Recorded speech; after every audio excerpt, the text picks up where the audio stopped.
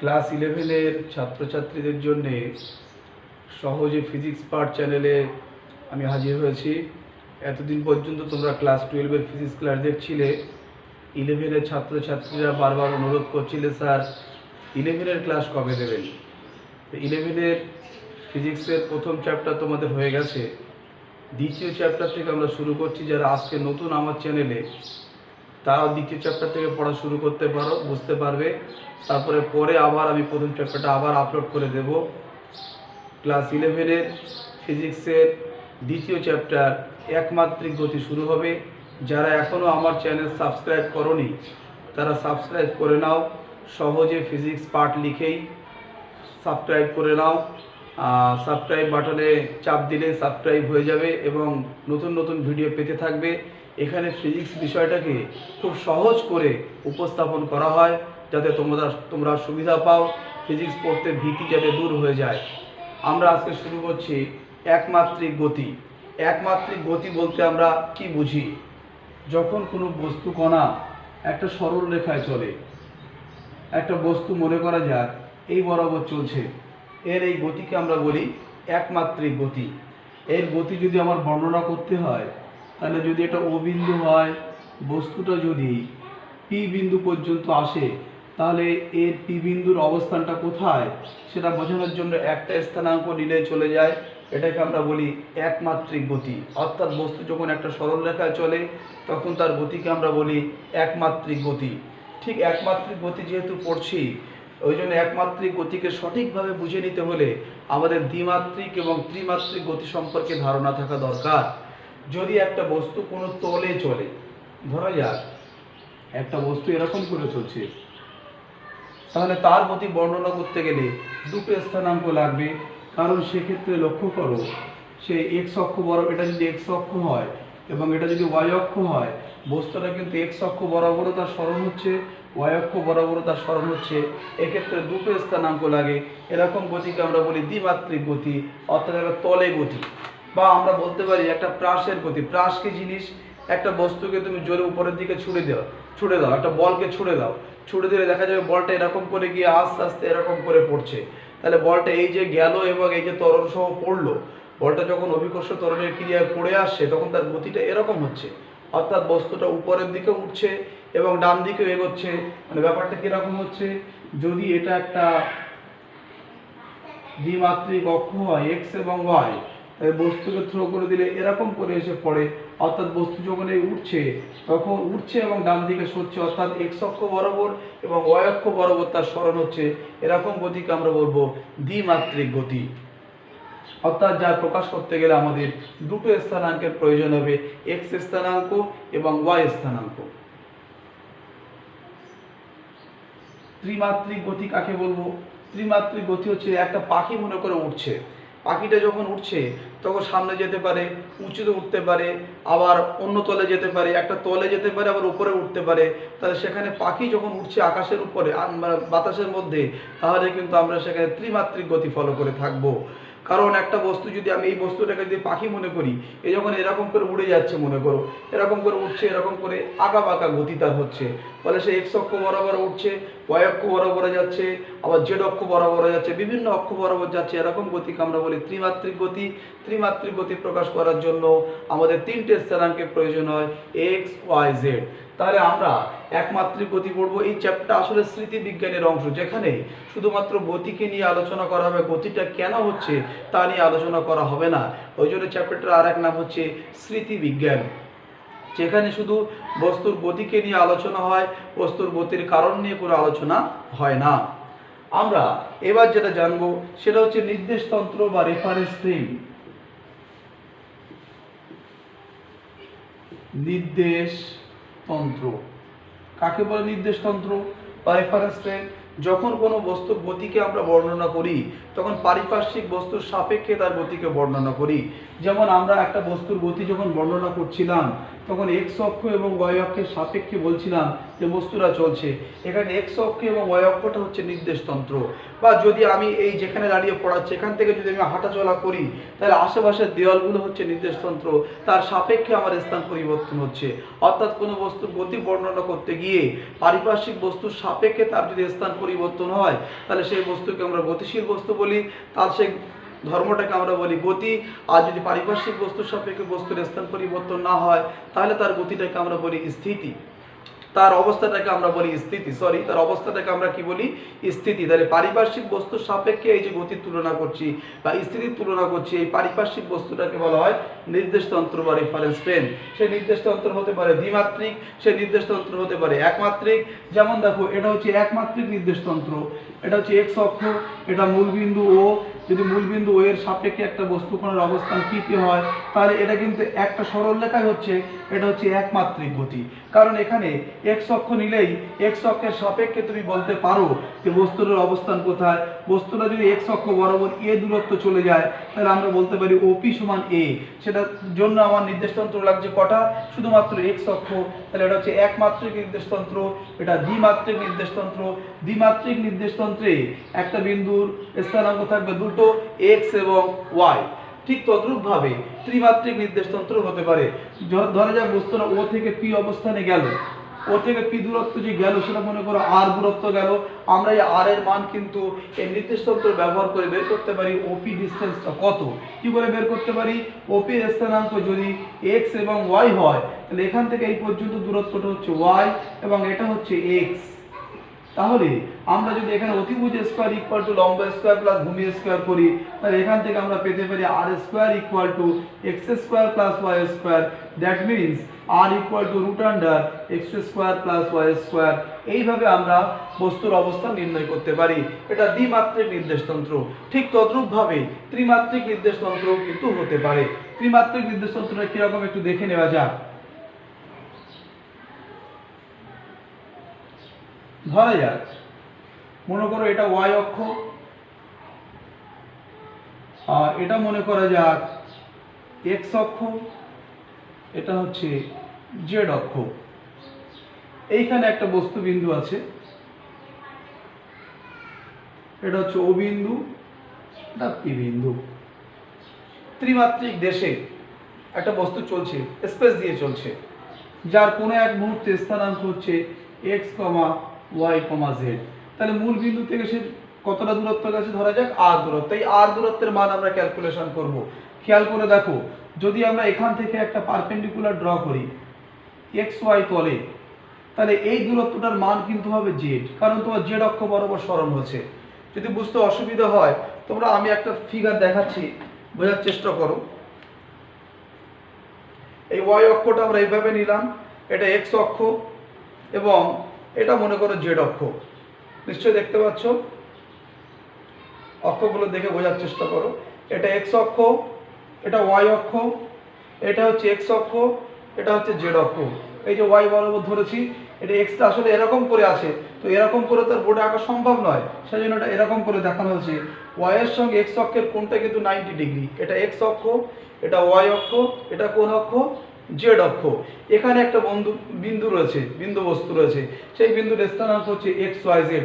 তাহলে যদি এখান থেকে আমরা এই এক্স ওয়াই তল, এটা এক্স ওয়াই তল, এটা যেহেতু তোমার এক্স অক্ষ, এটা ওয়াই অক্ষ, তাহলে এই তলটা কোন তল? এই যে হাতটা আমি দেখাচ্ছি, এটা কোন তল? এক্স ওয়াই তল। এখানে বিন্দুটা আছে, এখান থেকে যদি আমরা লম্বটা নিই, তাহলে এটা জেড অক্ষ বরাবর সরণ হলো, তাহলে এটা জেড এর মান, তাই এখানে আমি জেড লিখেছি। এবার যেখানে লম্বের পদবিন্দু পড়লো, সেখান থেকে যদি আমি এক্স অক্ষের উপর লম্বটা নিই, তাহলে সেটা কার মান হবে? ওয়াই অক্ষ বরাবর আমি চলে আসছি না? লক্ষ্য করো তো, এটা কোন অক্ষ ছিল? ওয়াই অক্ষ। এই যে ওয়াই অক্ষ, এই যে লম্বের পদবিন্দু যেখানে পড়লো, সেখান থেকে যদি আমি লম্বটা নিই, সেখান থেকে আমি যদি লম্বটা নিই এক্স অক্ষের উপর, লম্ব টানলাম এক্স অক্ষের উপর, সেটা তাহলে কার মান হলো? সেটা তাহলে ওয়াই এর মান হলো। ঠিক একইভাবে যদি মনে করো আমরা লম্বটা আরেকবার টানি, লম্ব টেনেছিলাম এক্স অক্ষের উপর, ওয়াই অক্ষ বরাবর সরণ হয়েছিল। লম্ব যদি আমি ওয়াই অক্ষের উপরে টানি, এই লম্বের পদবিন্দু থেকে ওয়াই অক্ষের উপরে যদি লম্ব টানি, তো সেটা কার মান হবে? সেটা এক্স এর মান হবে, কারণ এটা তো এক্স অক্ষ। এক্স অক্ষের মান গুনতে গেলে তো এক্স অক্ষ বরাবরই গুনতে হবে। তাহলে যখন এই বিন্দুটা এখানে আসে, তার স্থানাঙ্ক এক্স ওয়াই জেড, তাহলে এইটা হচ্ছে জেড, যদি এক্স অক্ষের উপরে লম্বটা নিই সেটা কার মান ওয়াই, আর যদি ওয়াই অক্ষের উপরে লম্বটা নিই সেটা এক্স অক্ষ বরাবর সরণটাই হচ্ছে। লক্ষ্য করো এটা কোন অক্ষ বরাবর সরণ হচ্ছে, এক্স অক্ষ বরাবর। তাহলে ওয়াই অক্ষের উপরে লম্বটা তো আমরা এরকম করে টানতে পারবো না, সেই জন্য এই কোণাকুণি দেখানো হচ্ছে। এটা হচ্ছে ওয়াই অক্ষের উপরে লম্ব, এর মানটা হচ্ছে এক্স। তাহলে দেখো এটা একটা সামান্তরিক আমরা কল্পনা করতে পারি, দেখো খুব ইজি টপিকস একদম। তাহলে এটা যদি এক্স হয় তাহলে এটুকু কত এক্স, তাহলে আমরা এইটার মান পেতে পারি। এটা হচ্ছে মনে করা যাক এর নাম একটা দিলাম ও কিউ, তাহলে ও কিউ এর মানটা কত হবে? এই কোণটা কিন্তু 90 ডিগ্রি। এই কোণটা কেন 90 ডিগ্রি বুঝতে অসুবিধা হয়, ভালো করে দেখো। এখান থেকে আমি লম্ব টেনেছিলাম, এক্স ওয়াই তলে পি বিন্দু থেকে লম্ব অঙ্কন করলাম, সেখান থেকে আমি এই অক্ষের উপর লম্ব আঁকলাম। এটা কোন অক্ষ? এটা হচ্ছে এক্স অক্ষ। তাহলে এক্স অক্ষের উপরে লম্ব এটা, তাহলে এই কোণটা কত ডিগ্রি? 90 ডিগ্রি। 90 ডিগ্রি কোণের বিপরীত বাহুকে কি বলা হয়? অতিভুজ বলা হয়। তাহলে যদি আমরা ও কিউ এস ত্রিভুজ নিই, ও কিউ এস ত্রিভুজ নিই, তাহলে অতিভুজের নাম কি? O Q. তাহলে ও কিউ স্কোয়ার, অতিভুজ স্কোয়ার ইকুয়াল টু লম্ব স্কোয়ার। লম্ব তুমি ধরতে পারো যে কোনো একটা কোণের সাপেক্ষে, ধরে নাও সমকোণের বিপরীত বাহুটা অতিভুজ, এটা হচ্ছে এক্স। যদি এই কোণের সাপেক্ষে করতে পারো, এই কোণের সাপেক্ষেও করতে পারো, তাহলে তুমি এখানে পাবে অতিভুজ স্কোয়ার ইকুয়াল টু লম্ব স্কোয়ার প্লাস ভূমি স্কোয়ার। তাহলে ও কিউ স্কোয়ারের মান কত পেলে? X square plus Y square. এবার দেখো যদি আমরা এই আর এর মান বের করতে চাই, তাহলে এই যে ত্রিভুজটা, ত্রিভুজ ও পি কিউ নাও, ত্রিভুজ ও পি কিউ, এই ত্রিভুজের এই ত্রিভুজের ক্ষেত্রে সমকোণ কোনটা? সমকোণ কিন্তু এইটা। কি করে বুঝবো? যদি আমরা এখান থেকে লম্ব টানি, এখান থেকে আমি এই লম্ব টানলাম, লম্ব থেকে আমি মূলবিন্দু যোগ করলাম, কোনটা কত ডিগ্রি হচ্ছে দেখো, এটা লম্ব, এটা হচ্ছে পি বিন্দু। পি বিন্দু থেকে আমি এক্স ওয়াই তলে কি করলাম? লম্ব অঙ্কন করলাম, সেখান থেকে আমি মূলবিন্দু যোগ করলাম, তাহলে এরকম করে আসছে। এই কোনটা কত ডিগ্রি দেখো, বুঝতে পারছো? এই এই এই যে পি বিন্দু, সেখান থেকে আমি এখানে যোগ করছি, দেখো এই লম্ব টানলাম, এই মূলবিন্দু যোগ করলাম, তাহলে কোনটা কত ডিগ্রি হলো? কোনটা হচ্ছে 90 ডিগ্রি। এই কোনটা আসলে 90 ডিগ্রি। 3 ডাইমেনশনাল ফিগার, কোনগুলো বুঝতে যেন অসুবিধে না হয়, নিজেরা ভালো করে বুঝে নেবে। এখান থেকে এই লম্ব টানলাম, এই লম্বের পদবিন্দুটা নিচের দিকে খেয়াল করো, সেখান থেকে এই বিন্দু যোগ করে দেওয়া হলো, আর এইটা হচ্ছে আর, এইটা হচ্ছে আর, এখান থেকে লম্ব টেনেছি, ঠিক আছে, এটা জেড। এইটা হচ্ছে ও কিউ, এটা কত? O Q. এই কোণটা কত ডিগ্রি? 90 ডিগ্রি। তাহলে আমরা সেখান থেকে হিসাব করে লিখতে পারি, যদি এটা 90 ডিগ্রি হয় তাহলে ত্রিভুজ ও পি কিউ এর এটা যদি 90 ডিগ্রি হয় তাহলে এটা অতিভুজ, তাহলে অতিভুজ স্কোয়ার ইকুয়াল টু লম্ব স্কোয়ার, লম্বের মান কত? জেড ধরে নাও, প্লাস ভূমি square O Q square, O Q স্কোয়ারের মান কত? X square plus Y square. তাহলে আর ইকুয়াল টু তুমি কি পেলে? Root over X square plus Y square plus Z square, রুটের মধ্যে রুট আন্ডার।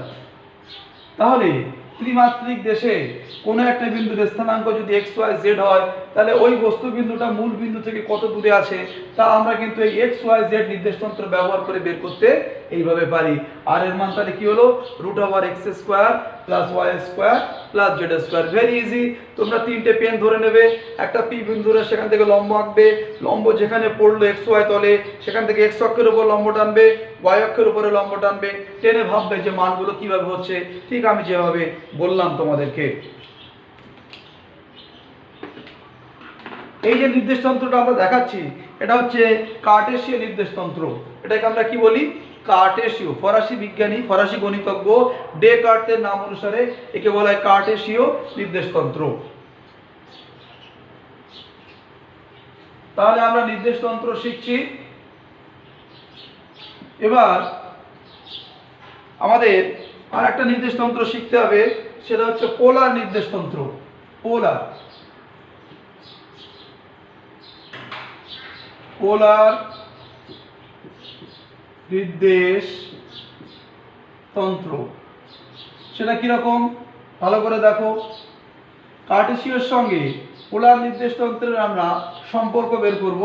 এটা হচ্ছে আমার এক্স অক্ষ, এটা মনে করা যাক ওয়াই অক্ষ, এইখানে রয়েছে পি বিন্দু, এর দূরত্ব হচ্ছে আর, এই কোণটা হচ্ছে মনে করা যাক থিটা, এর স্থানাঙ্ক হচ্ছে এক্স কমা ওয়াই। তাহলে এখান থেকে এই দূরত্বটা কত হবে? এই দূরত্বটা হবে ওয়াই, আর এই দূরত্বটা কত হবে? এটা হচ্ছে এক্স। তাহলে যদি আমরা এখান থেকে cos থিটা নিই, cos থিটা ইকুয়াল টু কি? cos থিটা ইকুয়াল টু ভূমি বাই অতিভুজ। তাহলে x ইকুয়াল টু আমরা কি লিখতে পারবো? আর cos থিটা। ঠিক একইভাবে যদি sin থিটা নিই, লম্ব বাই অতিভুজ, তাহলে y ইকুয়াল টু তুমি কি পেলে? আর sin থিটা। তাহলে যদি আমরা 1 নম্বর সমীকরণ এবং 2 নম্বর সমীকরণের উভয় পক্ষে বর্গ করে যোগ করি, তাহলে x square plus y square equal two r square cos square theta plus r square sin square theta. সেখান থেকে যদি r স্কয়ার কমন নেই, তাহলে আমরা কি পেলাম? r square equal two x square plus y square, অর্থাৎ সেখান থেকে আমরা r এর মান পেয়ে যেতে পারি root under x square plus y square. ঠিক একইভাবে যদি আমরা tan থিটা নির্ণয় করি, tan থিটা ইকুয়াল টু কি? লম্ব বাই ভূমি, এটা লম্ব এটা ভূমি, তাহলে থিটা ইকুয়াল টু আমরা লিখতে পারি tan inverse y by x। তাহলে r এবং থিটা পোলার নির্দেশতন্ত্রে স্থানাঙ্ক হচ্ছে কি? পোলার নির্দেশতন্ত্রের স্থানাঙ্ক হচ্ছে r কমা থিটা। তাহলে r এবং থিটা আমরা এখান থেকে নির্ণয় করতে পারলাম। x y টা ছিল কার্টেসীয় নির্দেশতন্ত্র, কার্টেসীয় নির্দেশতন্ত্রে পোলার স্থানাঙ্কের মান কত? r এবং থিটা। থিটা দিয়েও কিন্তু আমরা বস্তুর অবস্থান বোঝাতে পারি, এই বস্তুটা কোন জায়গায় আছে। যদি r দূরে থাকে এবং থিটা কোণে থাকে, তাহলে সেটাও তো একটা নির্দিষ্ট বিন্দু। তাহলে r এবং থিটা দ্বারা দ্বিমাত্রিক দেশে আমরা কোনো বস্তুর অবস্থান নির্ণয় করতে পারি x y এর সাহায্য ছাড়াই, অর্থাৎ এটা r এবং এটা থিটা।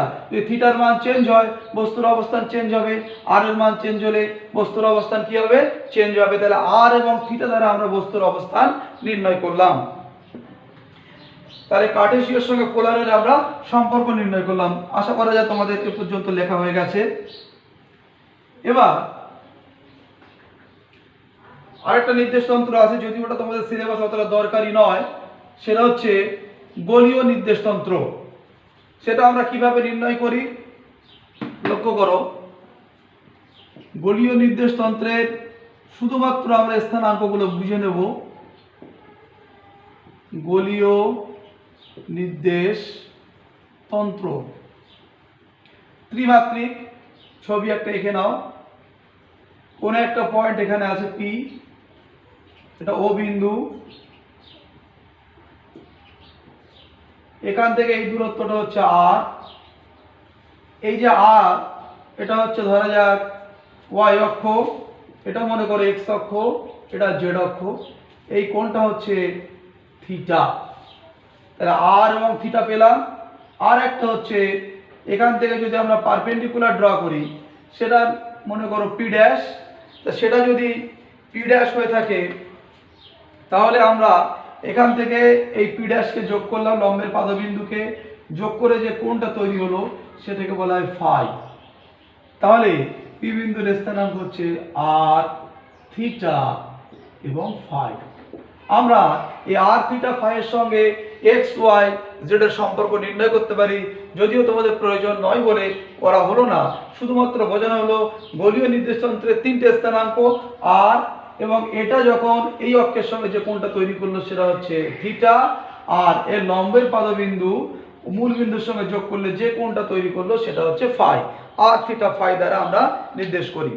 এবার আমাদের কিছু ম্যাথমেটিক্স শিখে নিতে হবে এই চ্যাপ্টার পড়ার জন্য, কিছু ডেরিভেটিভ এবং কিছু ইন্টিগ্রেশন। ডেরিভেটিভ এবং ইন্টিগ্রেশন তোমাদের জন্য একেবারে নতুন জিনিস। বইয়ে অনেকগুলো দেয়া আছে, আমরা অতগুলো লাগবে না আমাদের, জাস্ট যতগুলো লাগবে আমি ততগুলো বুঝিয়ে দিচ্ছি, সেইগুলোকে প্র্যাকটিস করে আমরা চ্যাপ্টার শেষ করবো। বইয়ে অনেকগুলো ডেরিভেটিভ অনেকগুলো ইন্টিগ্রেশন দেওয়া আছে, তার মানে এই নয় যে ডেরিভেটিভটা পুরো শেষ করতে হবে, ইন্টিগ্রেশনটা পুরো শেষ করতে হবে। সেই ক্লাস 12-এর ম্যাথ যখন শেষ হবে তখন ডেরিভেটিভ ইন্টিগ্রেশন পুরো শেষ হবে। তার মানে কি বইয়ের সব সূত্রগুলো এখন শিখতে হবে? নিশ্চয়ই না। যেগুলো আমাদের প্রয়োজন সেগুলো শিখে নিয়ে আমাদের ফিজিক্স পড়া এগিয়ে যেতে হবে। সাম ইম্পর্টেন্ট ডেরিভেটিভস আর d d x of x to the power n, এর ডেরিভেটিভ কি হবে? এর ডেরিভেটিভটা হচ্ছে এই পাওয়ারটা সামনে আসবে আর পাওয়ার 1 কমে যাবে। এর অনুকরণে এক্সাম্পল দিচ্ছি। ধরা যাক এরকম আছে DD x of x cube, তুমি কি লিখবে? পাওয়ারটা সামনে নেবে আর পাওয়ার 1 কমিয়ে দেবে, তাহলে এটা কত হলো? 3x square. এটা হচ্ছে ডেরিভেটিভ। কনস্ট্যান্ট টার্মের ডেরিভেটিভ বা চেঞ্জ, ডেরিভেটিভ মানে কতটা চেঞ্জ হয়েছে x এর, কনস্ট্যান্ট টার্মের ডেরিভেটিভ শূন্য হয়। কনস্ট্যান্ট টার্মের ডেরিভেটিভ শূন্য হয় তুমি নিজে বুঝে নিতে পারো এইভাবে যে যদি ddx অফ, মনে করা যাক এখানে 3 আছে, 3 কে লিখলাম 3 × 1 ddx অফ, কনস্ট্যান্ট টার্মের ডেরিভেটিভ হয় না, সামনে লিখলে 3 × এটাকে লিখলে x টু দি পাওয়ার 0, সূত্র ফেললে পাওয়ারটা সামনে আনলে পাওয়ার 1 কমিয়ে দিলে, জিরোর সঙ্গে কোনো সংখ্যা গুণ করলে সেই গুণফলের মান কত হয়? 0, অর্থাৎ কনস্ট্যান্ট টার্মের ডেরিভেটিভ হয় 0। এরা ডেরিভেটিভের basic formula. ddx of x two the power n, পাওয়ারটা সামনে আসবে আর চলরাশির পাওয়ারটা 1 কমে যাবে। ddx of x two the power n এর ডেরিভেটিভ শেখালাম, ভালো করে শিখে রাখবে, এটা লাগবে। ddx অফ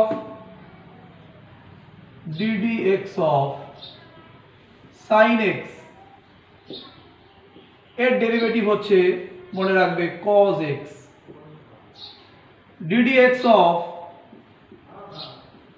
cos x, এর ডেরিভেটিভ হচ্ছে মাইনাস sin x। তাহলে ddx অফ sin x এর ডেরিভেটিভ হচ্ছে cos x, ddx of cos x এর ডেরিভেটিভ হচ্ছে মাইনাস sin x।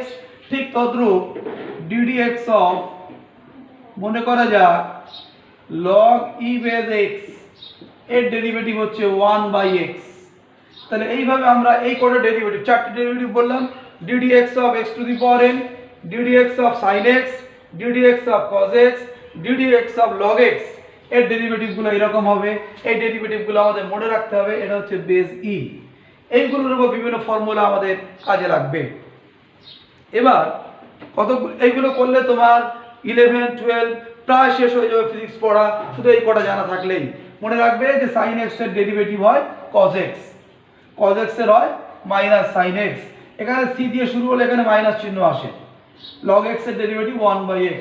এবার সাম ইম্পর্টেন্ট ইন্টিগ্রেশন, কিছু গুরুত্বপূর্ণ আমরা ইন্টিগ্রেশন দেখে নিই। সেটা হচ্ছে ddx অফ ইন্টিগ্রেশন বলছি, সরি, তাহলে ইন্টিগ্রাল এইভাবে লিখতে হয়, এর চিহ্নটা হচ্ছে ইন্টিগ্রেশনের x two the power n dx, এর ইন্টিগ্রেশন হচ্ছে পাওয়ারটা 1 বেড়ে যাবে আর যেটা বেড়ে গেল সেটা দিয়েই ভাগ হবে। তাহলে ইন্টিগ্রেশনের ফর্মুলাটা কি হলো? পাওয়ারটা 1 বেড়ে গেল সেটা দিয়ে ভাগ হলো, আর এখানে একটা ইন্টিগ্রাল কনস্ট্যান্ট আসবে। তোমরা এখানে লিমিট শিখবে যে কোথা থেকে কত দূর চেঞ্জ, আস্তে আস্তে জানবে, আস্তে আস্তে প্র্যাকটিস করতে করতে একেবারে নতুন শিখছো, ওই জন্য ইন্টিগ্রাল কনস্ট্যান্ট কি সে সম্পর্কে ধারণা এখনো তৈরি হয়নি, আস্তে আস্তে জানবে। যখন বিভিন্ন রাশির মান অনবরত চেঞ্জ করে তাদেরকে যোগ করার জন্য আমরা ইন্টিগ্রেশন ব্যবহার করে থাকি। ঠিক তদ্রূপ ইন্টিগ্রাল sin x dx, এর ইন্টিগ্রেশন হচ্ছে minus cos x plus integral constant c, integral constant c। একটা করে ইন্টিগ্রাল কনস্ট্যান্ট দিচ্ছি, আর একটা ইন্টিগ্রেশন লাগবে ইন্টিগ্রাল cos x dx, এর ইন্টিগ্রেশন হচ্ছে sin x প্লাস c। এই ইন্টিগ্রেশনগুলো হলে আমাদের কাজ চলে যাবে। তাহলে সাম important derivatives and some important integration আমরা দেখালাম, যেগুলো তোমাদের প্র্যাকটিস করে বারবার মনে রাখতে হবে। এবার আমরা কোনো কণা একটা বিন্দু থেকে আরেকটা বিন্দুতে গেল, তার সরণের জ্যামিতিক প্রকাশ আমরা স্থানাঙ্ক জ্যামিতিতে 9-10 করেছি, ওটা একটু করে নিতে হবে। বিভিন্ন প্রবলেম করতে গিয়ে কাজে লাগবে, বিভিন্ন প্রবলেম সলিউশনের ক্ষেত্রে কোনো কণার সরণের জ্যামিতিক প্রকাশ আমরা কিভাবে করব। যদি দ্বিমাত্রিক ওয়েতে বলি বুঝতে সুবিধা হবে। ধরা যাক এটা x অক্ষ, এটা মনে করো y অক্ষ। একটা বিন্দু প্রথমে এখানে ছিল, তারপরে এখানে এলো। এখানে যখন ছিল বিন্দুটার নাম ছিল a, পরে এখানে হলো b। এ বিন্দুর স্থানাঙ্ক মনে করো x1 y1, বি বিন্দুর স্থানাঙ্ক মনে করো x2 y2।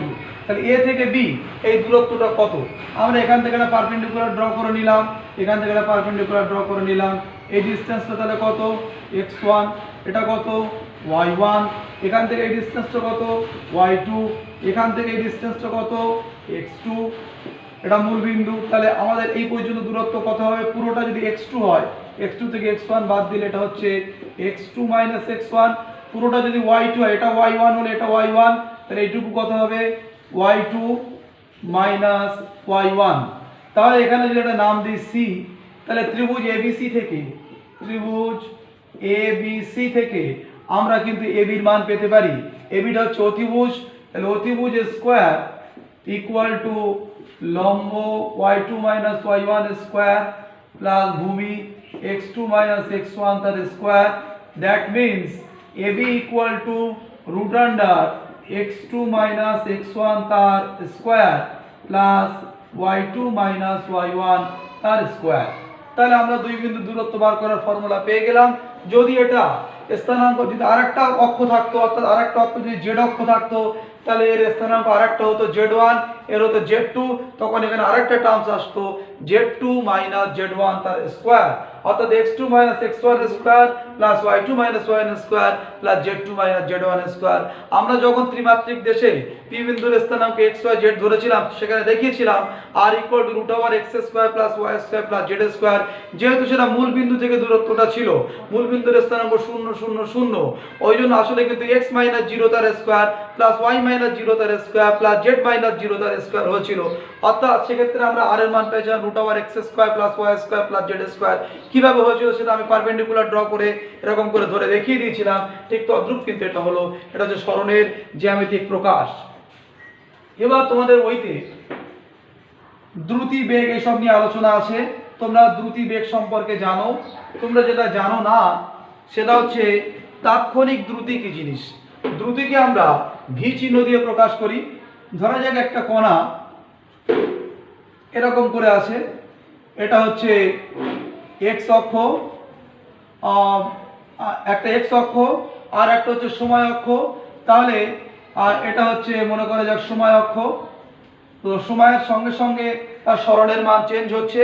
তাহলে আমরা এখান থেকে তাৎক্ষণিক দ্রুতি বের করব, ইনস্ট্যান্টেনিয়াস স্পিড।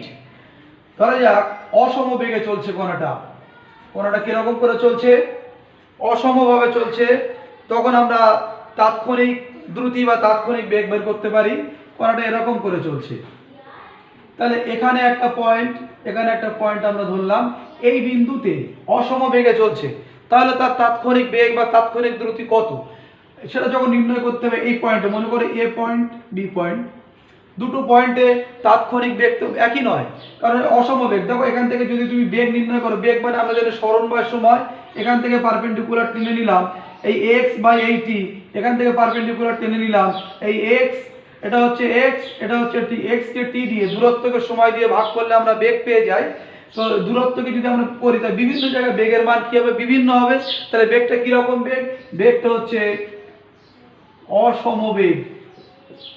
তাহলে কোনো কণা যদি অসম বেগে চলে, সেক্ষেত্রে তাৎক্ষণিক দ্রুতি মনে করে এ বিন্দুতে তার বেগটা কত বা এ বিন্দুতে তার দ্রুতিটা কত, সেটা নির্ণয় করার নিয়ম হচ্ছে সেখানে আমাদের টানতে হবে একটা স্পর্শক।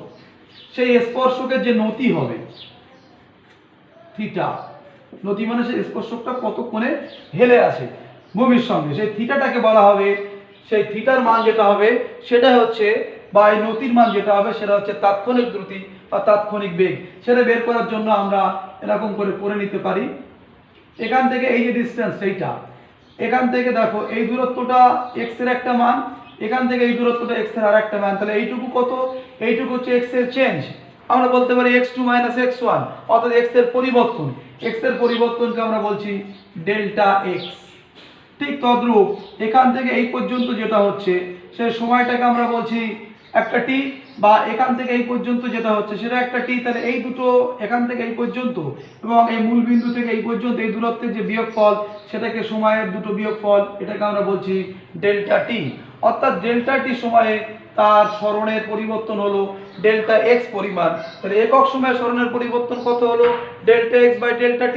এটাকে আমরা এইভাবে লিখি লিমিট ডেল্টা, এটাকে বলে limit delta T tends to zero, মানে কি টেন্স টু জিরো মানে কি সময়ের যে পরিবর্তন ছিল অতি ক্ষুদ্র, সেই সময় অতি ক্ষুদ্র সময়ে তার স্মরণের পরিবর্তন হলো ডেল্টা এক্স পরিমাণ। অতি ক্ষুদ্র সময় ডেল্টা টি সময়ে স্মরণের পরিবর্তন হয়েছে কত, ডেল্টা এক্স। তাহলে একক সময় স্মরণের পরিবর্তন কত হয়েছে, একক সময় মানে ভাগ করতে হবে ডেল্টা এক্স বাই ডেল্টা টি। যখন টির মান একেবারে জিরোর কাছাকাছি তখন এই মানগুলো কি হবে, ছোট হবে না বড় হবে?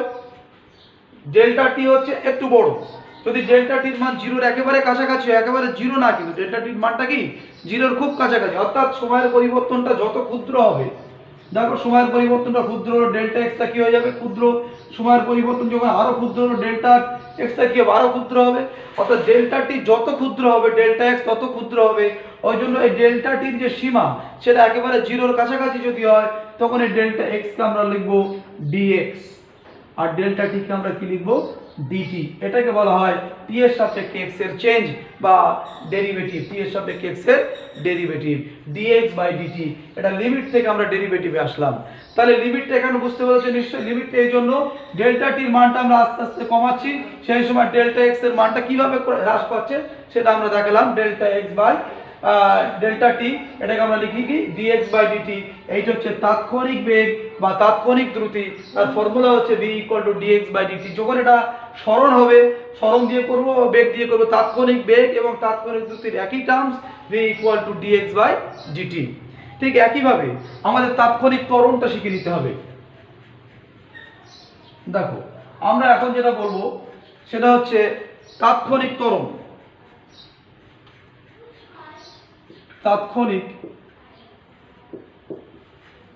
ত্বরণ, একটা বস্তু যদি সমবেগে চলে তাহলে তার ত্বরণ নেই, একটা বস্তু সমত্বরণে চললে তার ক্ষেত্রে ত্বরণ আছে, কিন্তু বস্তু যদি অসমবেগে চলে তাহলে তার গতিতে ত্বরণ থাকবে। ধরা যাক এটা আমরা একটা অক্ষ দেখাচ্ছি, এই বরাবর বেগ, এই বরাবর সময়, এই অক্ষটার নাম কি বেগ সময় অক্ষ, এটা মূল বিন্দু। গ্রাফটা ধরা যাক এরকম হলো, অর্থাৎ আগের মতো এখানে একটা বিন্দু, এখানে একটা বিন্দু, এই বিন্দুর নাম এ, এই বিন্দুর নাম বি। এই বিন্দুতে কণাটা চলছে কিরকম করে, কণাটা চলছে অসম বেগে।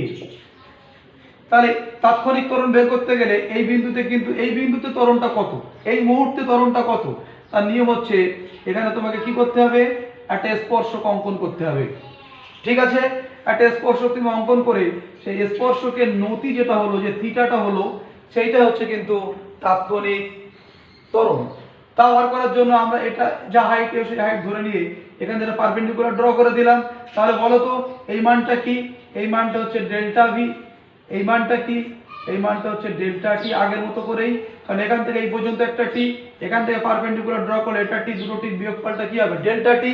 তাহলে যদি আমরা ডেল্টা ভি বাই ডেল্টা টি করি তাহলে ট্যান থিটা ইকুয়াল টু লম্ব বাই ভূমি, থিটা যখন খুব ক্ষুদ্র তখন ট্যান থিটা ইকুয়াল টু আমরা ধরে নিতে পারি থিটা। তোমরা এটা আস্তে আস্তে জানবে। তাহলে এখান থেকে আমরা যদি লিমিট করি ডেল্টা টি একেবারে জিরোর কাছাকাছি, limit delta T tends to zero, মানে একেবারে ডেল্টা টিটা খুব ক্ষুদ্র, খুব ক্ষুদ্র হলে দেখো ডেল্টা ভিটাও খুব ক্ষুদ্র হয়ে যাচ্ছে। তাহলে ডেল্টা ভি বাই ডেল্টা টি টাইমে বেগের পরিবর্তনটা কত হয়েছে ডেল্টা ভি। ডেল্টা টি টাইমে যদি ডেল্টা ভি পরিবর্তন হয় তাহলে একক সময়ে কত হয়েছে ডেল্টা ভি বাই ডেল্টা টি। এটাকে আমরা লিখি ক্ষুদ্র পরিবর্তন ভি এর ক্ষুদ্র টাইমে, তাহলে ডিভি বাই ডিটি। এটাকে আমরা বলি তাৎক্ষণিক ত্বরণ বা instantaneous acceleration dv by dt. আমরা এইভাবে তাৎক্ষণিক ত্বরণ হিসাব করে নিতে পারি।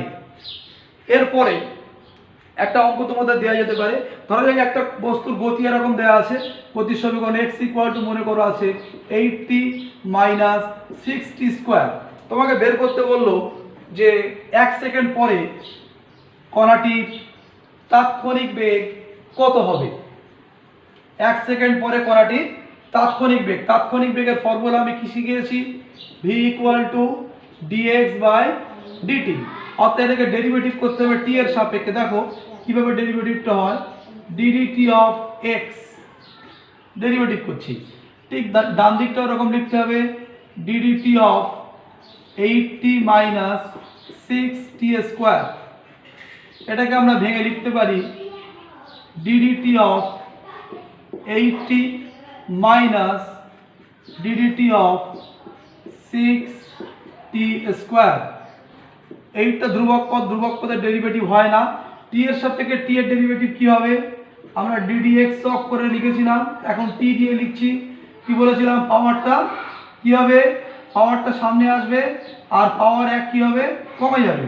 তাহলে 1 ইনটু t টু দি পাওয়ার 0, কোনো সংখ্যার পাওয়ার 0 হলে তার মান 1 হয়, 1 ইনটু 1 মান 1, তাহলে 8 ইনটু 1 মাইনাস 6টা ডেরিভেটিভ হবে না, ধ্রুবক পদ সামনে এলো।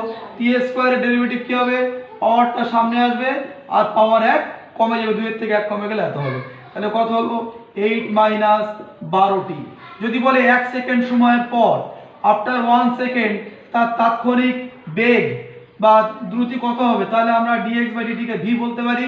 এইখানে আমরা 1 বসিয়ে দিতে পারি। 8 মাইনাস 12 ইনটু 1, তার মানে হচ্ছে 4, মাইনাস 4 মানে ও মন্দন সহ চলছে। ও কিভাবে চলছে? মন্দন সহ চলছে। এভাবে আমরা করতে পারি। তাহলে একটা গতির সমীকরণ দেওয়া থাকলে সেখান থেকে এরকম ডেরিভেটিভের ব্যবহার করে আমরা তাৎক্ষণিক বেগ বের করব। ঠিক আছে? এবার এরপরে বিভিন্ন ঋজু গতির সমীকরণ আছে। ঋজু গতির সমীকরণ আমরা পরের দিনের ক্লাসে দেখব।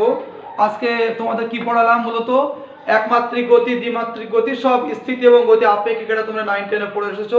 তাৎক্ষণিক বেগ, তাৎক্ষণিক দ্রুতি, some important integration, some important derivative, এগুলো তোমাদেরকে জানানো হয়েছে। তোমরা এগুলো খুব ভালো করে প্র্যাকটিস করো। নির্দেশতন্ত্র কি, ত্রিমাত্রিক নির্দেশতন্ত্রের মধ্যে আমরা কিভাবে বস্তুর স্থানাঙ্ক নির্ণয় করি, পারপেন্ডিকুলারগুলো কিভাবে ড্র করতে হয়, তোমাদের একমাত্রিক গতি যে চ্যাপ্টারটা শুরু হয়েছে ঋজু গতির সমীকরণের ঠিক আগ পর্যন্ত পড়ানো হলো। পরের দিন ঋজু গতির সমীকরণ শুরু হবে। ততক্ষণ গুড বাই।